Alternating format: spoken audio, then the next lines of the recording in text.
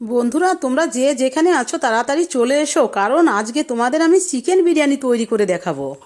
Chicken biryani তৈরি করার জন্য আমি প্রথমে কিছু মাঝারি সাইজের আলু দুই ভাগ করে কেটে নিয়েছি। এটাকে লবণ হলুদ দিয়ে হালকা করে তেলে ভেজে নেব।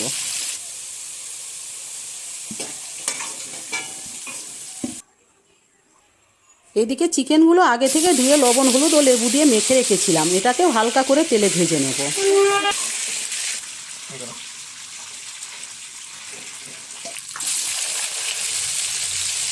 ওই তেলে কিছুটা পেঁয়াজ কুচি দিয়ে ভেজে নেব।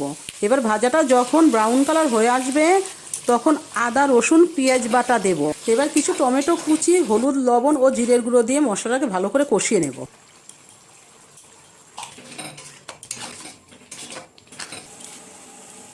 এদিকে মশলাটা কষুক, ওদিকে আমি বিরিয়ানির চালটা সেদ্ধ করি। এবার একটি পাত্রে পরিমাণ মতো জল দিয়ে তাতে তেজপাতা ও গোটা গরম মশলা দিয়ে ভালো করে যখন ফুটবে জলটা তখন চালটা দিয়ে দেব। চালটা যখন টকবগিয়ে ফুটে সেদ্ধ হয়ে যাবে তখন একটু পরিমাণ মতো লবণ দিয়ে নামিয়ে নেব। এদিকে মশলাটাও কষে এসছে, এবার ভেজে রাখা আলু ও চিকেনগুলো দিয়ে আরেকটু কষিয়ে নেব।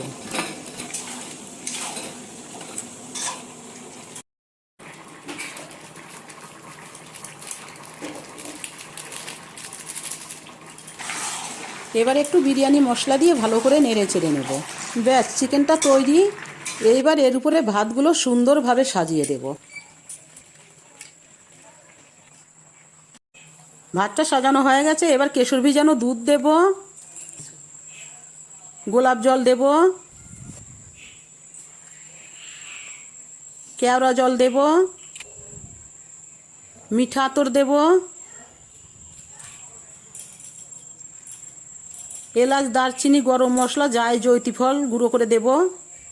এবার একটু বিরিয়ানি মশলা দেব। এবার পরিমাণ মতো ঘি দেব।